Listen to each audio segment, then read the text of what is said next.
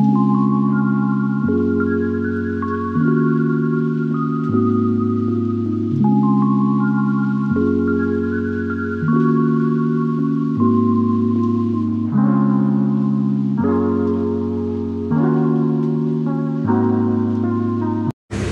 स्वामी समर्थ मैत्रिणींनो, आजच्या व्हिडिओमध्ये तुमचे स्वागत आहे। आणि दळप दोन्ही पण संपलेली होती बघा। परवा मी काय केलेलं तर 1 किलो आटा विकत आणून चपात्या बनवलेल्या होत्या, म्हणून म्हटलं आज दळप दोन्ही करायची। आणि हे रेशनचे गहू होते, त्यामुळे खूप घाण असते बघा रेशनच्या गव्हात। बारीक सारीक किड, परत जे बारीक सारीक धूळ असते ती पण खूप असते, त्यामुळे मी असा घोळणाच घेते आणि घोळण्यात जेवढं चाळशीला तेवढं व्यवस्थित निघतं। मग गव्हाचं दळप 7 किलो केलं आणि ज्वारीचं 5 किलो केलं। आणि हे जे तांदूळ आहेत रेशनचे, तर याचे मी इडलीला भिजत घालणार आहे, कारण त्यांना इडल्या खाऊ वाटायला, त्यामुळे त्यांनी म्हटले इडलीला जरा भिजत घाल। मी काय केलं तर सगळंच एकदम घेऊन बसले, कारण की परत उठायला पण नको आणि मग ते सगळं हे करायला नको। मग सगळं निवडायचं जेवढं होतं ते घेऊनच बसले।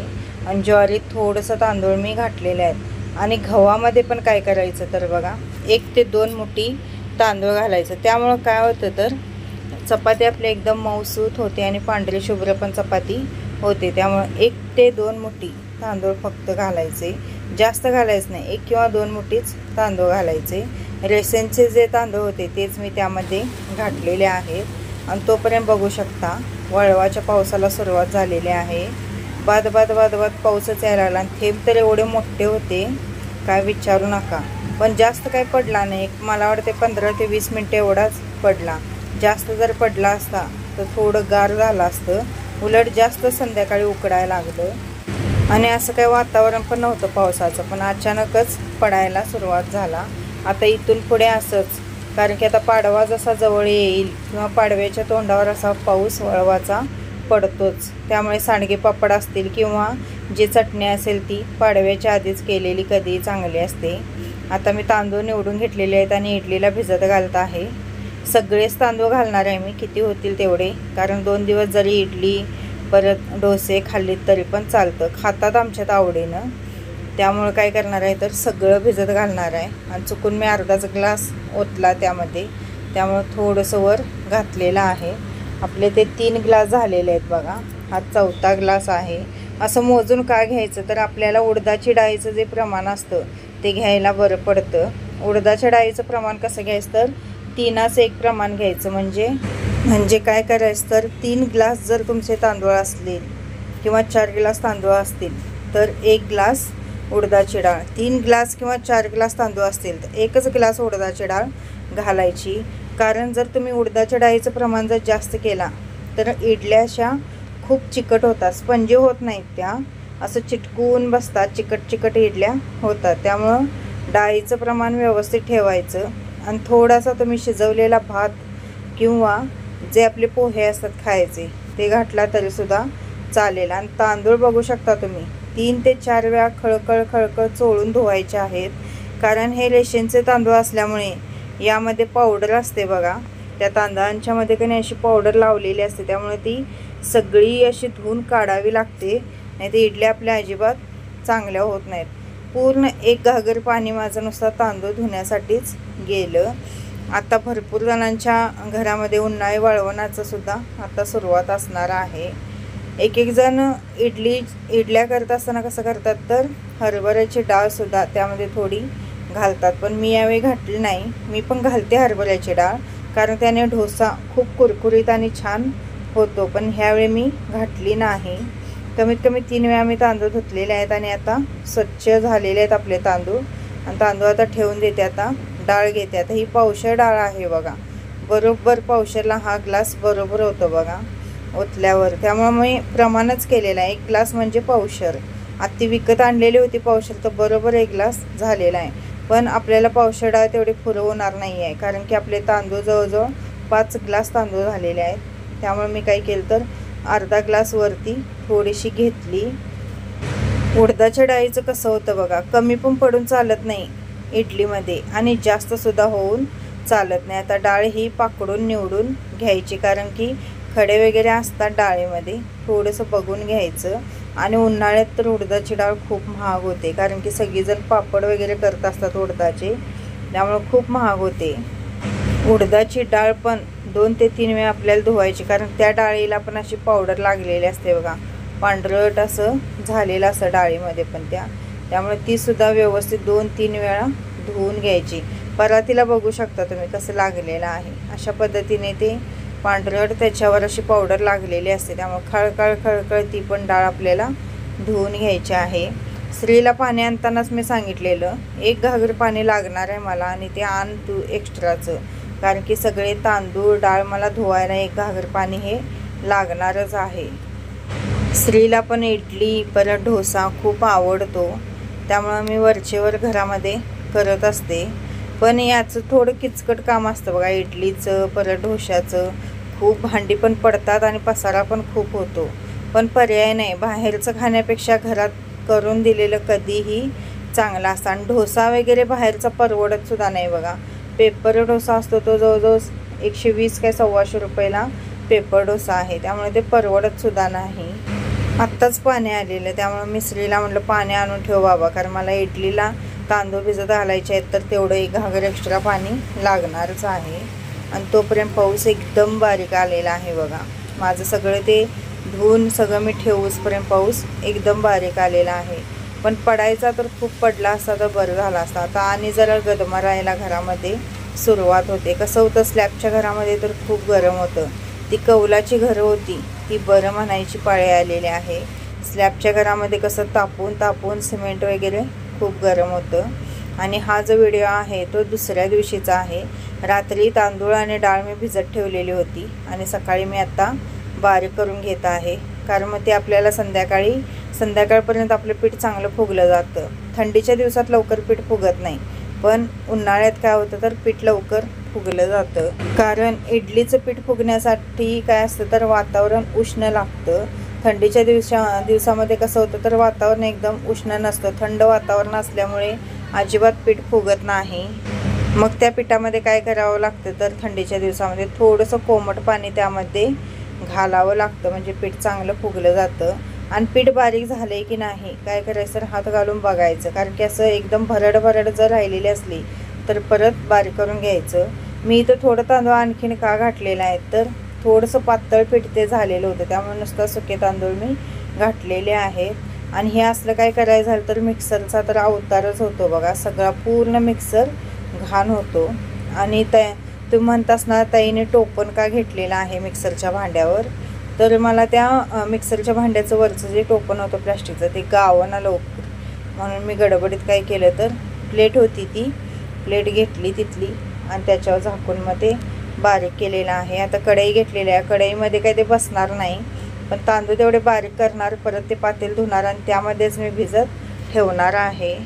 तांदूळ वगैरे बारीक करत असताना पण एकदम जास्त घ्यायचं नाही, थोडेच घेऊन बारीक करायचं, म्हणजे आपल्याला ते बरं पडतं. आणि यामध्ये थोड्याशा मेथ्यासुद्धा घालायच्या आहेत, 1 चमचाभर मेथ्या घालायच्या, जास्त घालायच्या नाहीत. मेथ्यांमुळे सुद्धा इडलीला चव खूप छान येते. खरं मेथ्यांचं प्रमाण थोडंसं घालायचं, नाही तर जास्त मेथ्या झालं तर मग कडवटपणा येऊ शकतो.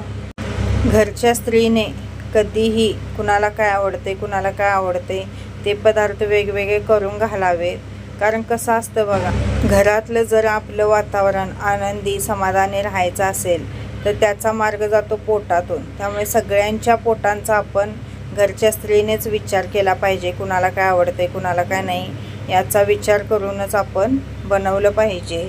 आता स्त्रीला आमच्या जेवणामध्ये वांगी अजिबात आवडत नाहीत, तर मला वांगी खूप आवडतात, त्यामुळे मी सारखी वांग्याची भाजी करत असते. तर सारखं म्हणत असतो कधी बघल त्यावेळी जेवणात नुसता वांगीच असतात. मग आणि त्याला चपाती आवडते, भाकरी अजिबात तो खात नाही. पण मी त्याला आता सवयच लावणार आहे, 1 टाईम भाकरी आणि 1 टाईम चपाती. कसं होतं उन्हाळ्यामध्ये चपातीमुळे काय होतं तर उष्णता खूप होते, आणि त्यामुळे पाणीसुद्धा खूप ओढलं जातं बघा. त्यामुळं काय करतो जेवतो मग उभारून पाणी पितो, त्यामुळं आजार पण येतं. ह्या महिन्यात 2 वेळा त्याला ताप आलेला आहे. आता काय करणार तर 1 टाईम भाकरी आणि 1 टाईम चपाती. 1 वाटी पोहे भिजत घातलेले होते बघा मी, ते सुद्धा आता बारीक करून घेते. पोहे बारीक करत असताना थोडंसं पाणी घालायचं, सुके पोहे जर तुम्ही बारीक कराल तर अजिबात होत नाहीत. आता भिजलेले पोहे आहेत तरीसुद्धा ते बारीक होईना. थोडंसं पाणी घातल्यावर मग ते व्यवस्थित झाले, बघू शकता तुम्ही. आणि त्यात माझं काय झालेलं आहे तर मिक्सरचं भांडं खराब झालेलं आहे. जो आतला नट असतो मिक्सरच्या भांड्याचा तोच खराब झालेला आहे, त्याचे पेच खराब झालेले आहेत. सारखं मी त्याला असं आवळत असते आणि त्यानंतर मग बारीक करत असते.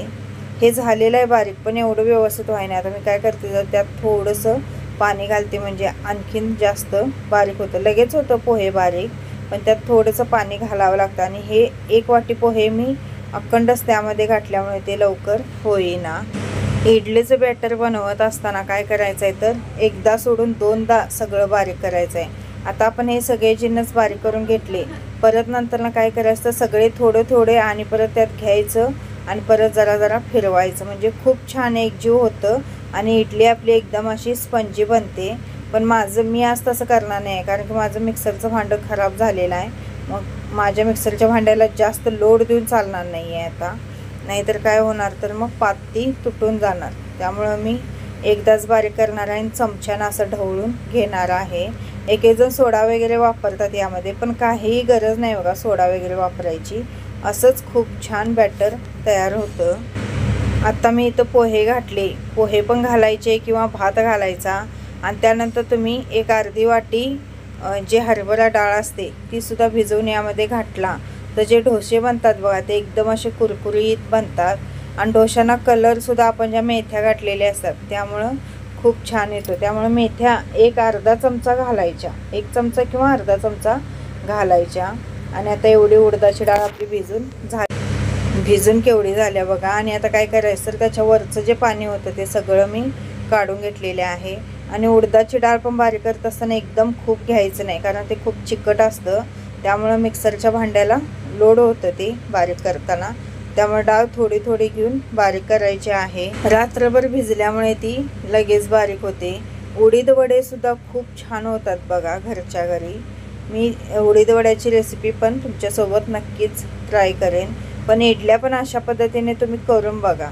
आता यामध्ये तुम्ही मसाला इडलीसुद्धा बनवू शकता, म्हणजे बटाट्याची भाजी करायची आणि काय करायचं तर इडली पात्रामध्ये आधी इडलीचं बॅटर घालायचं, त्यात थोडीशी बटाटे भाजी घालायची आणि परत इडलीचं बॅटर घालायचं. म्हणजे आतला जो लेयर असतो तो आपल्याला बटाट्याच्या भाजीचा करायचा आहे. त्या पद्धतीने सुद्धा तुम्ही इडल्या करू शकता. किंवा आणखीन दुसरी पद्धतसुद्धा आहे. या इडलीच्या बॅटरमध्ये तुम्ही कांदा, परत जिरं, मोहरी आणि हिरवी मिरची घालून त्याची फोडणी तयार करायची आणि ओतायची इडली बॅटरमध्ये. आणि त्याची इडलीसुद्धा मसाला इडली खूप छान लागते तीसुद्धा इडली. नाहीतर तुम्ही अशा ज्या इडल्या असतात आपल्या साध्या इडल्या प्लेन इडली करून त्यांनासुद्धा फोडणी देऊ शकता. त्यांचे बारीक बारीक काप करायचे आणि त्या इडलीलासुद्धा तुम्ही फोडणी देऊ शकता. मिक्सरचा अवतार बघू शकता तुम्ही कसा झालेला आहे. जसं आपण स्पंज डोसा बनवतो, परत लोणी डोसा बनवतो, परत पेपर डोसा बनवतो. पेपर डोस्यामध्ये पण 2-3 प्रकार आहेत. मसाला डोसासुद्धा आपल्याला घरच्या घरी बनवता येतो. पण कसं असतं बघा, सगळं साहित्य पण पाहिजे आणि तेवढा वेळ पण पाहिजे आपल्याला सगळं बनवायला. नाहीतर वेळ नसला तर अजिबात कुठली गोष्ट होत नाही. कारण इडली वगैरे करायचं म्हणतं तर वेळ खाऊ प्रोसेस असते ती सगळी प्रोसेस. आता बघा मी रात्री भिजत घातलं, परत सकाळी बारीक केलं. आता ते बॅटर येणार केव्हा संध्याकाळी आपल्याला करायला, म्हणजे जवळजवळ 2 दिवस लागतात ही सगळी प्रोसेस व्हायला. आणि मिक्सरचा अवतार बघा. आता जरा जरा पाणी लावून आधी पुसून घेते आणि त्यानंतर मग ओल्या कपडाने पुसून घेणार आहे. कारण पूर्ण मिक्सर, आणि माझा मिक्सर काय झालेलं खालून फुटलेला आहे. घेऊन खूप वर्ष झाली, जवळजवळ 10 वर्ष झाली त्या मिक्सरला. आणि खालून फुटल्यामुळं काय होत आहे तर जास्त पाणीसुद्धा इकडे तिकडे जाऊन चालत नाही, कारण शॉर्ट सर्किट झालं तर मग अवघड होणार. त्यामुळं मी काय केलं तर पिन काढून घेतलेले आहे. आधी स्विच बंद करून पिन काढून घेतली आणि मग नंतर पाण्याने हळूहळू सगळं वरनं पुसून घेतलेलं आहे. कारण ते तांदळाचं परत आपल्या त्या उडदाच्या डाळीचं बॅटर सगळं त्या मिक्सरवर खाली ओघळून आलेलं आहे.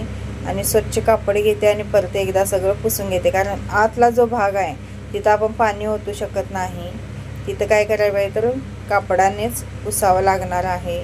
सकाळी एक जाळी भांडी झालेले आहेत आणि आता हे सगळं बॅटर वगैरे बारीक केल्यावर बघू शकता तुम्ही केवढी भांडी पडलेली आहेत. अजून स्वयंपाकाचा तर काय पत्त्या नाही. भात फक्त झालेला आहे. भाजी आणि भाकरी करणार आहे ते अजून व्हायचे आहे आणि शेवगे शेंगाची आमटी एवढं व्हायचं आहे अजून. आता ते सगळं आवरणार आणि मग मी जाणार आहे दुकानात, कारण दुकानात पण जाणं महत्त्वाचं आहे. आता ईद आलेले आहे, तसेच पाडवा आलेला आहे, त्यामुळे दुकानात सुद्धा काम आहे. आणि आता श्रीचा आजार पण 2 वेळा झालं. माझं झालं किती दिवस झालं दुकान बंदच आहे. परत गाव फिरून झालं, सगळं झालेलं आहे. आता आपल्या आपल्या कामाला लागलेलं बरं. खालून सुद्धा बघा मिक्सरचा काम पुसून घेतलेला आहे. जास्त काय पुसला नाही मी त्याला, कारण की तो फुटलेला आहे, त्यामुळे त्याला जास्त असं काय धसधस करून चालणार नाही. आणि आपले इडलीचं बॅटर बघू शकता तुम्ही केवढं झालेलं आहे. आता सगळं ते एकजीव व्यवस्थित करून घ्यायचं आहे, कारण ते जोपर्यंत आपण एकजीव व्यवस्थित करत नाही तोपर्यंत ते बॅटर म्हणजे फुगणार नाही व्यवस्थित. नाही तर तसंच जर ठेवलं असं तर ते गट्ट गट्ट तसंच राहणार आणि ते व्यवस्थित एकजीव होणार नाही आणि फुगणार सुद्धा नाही. एकदम असं मऊसूत लोण्यावाने मी ते पीठ बारीक करून घेतलेलं आहे बघा. अशीच कन्सिस्टन्सी ठेवायची पिठाची, कारण की जर रबरबीत पीठ तुम्ही म्हणजे असं भरड भरड बारीक केला असा तर इडल्या आपल्या अजिबात चांगल्या होत नाहीत. एकदम मऊसूत दाणेदार पीठ करायचं आहे. मैत्रिणींनो, आजचा व्हिडिओ आणि माहिती कशी वाटली ते कमेंटद्वारे मला नक्की कळवा. आणि अशाच पद्धतीने तुम्ही नक्की इडलीचं बॅटर तयार करून बघा. खूप छान इडल्या होतात. आणि व्हिडिओ आवडत असतील तर प्लीज लाईक करत जावा. लाईक आणि कमेंट तुमच्या येणं मला खूप महत्त्वाचं आहे, कारण व्हिडिओ बनवायला मलाही प्रोत्साहन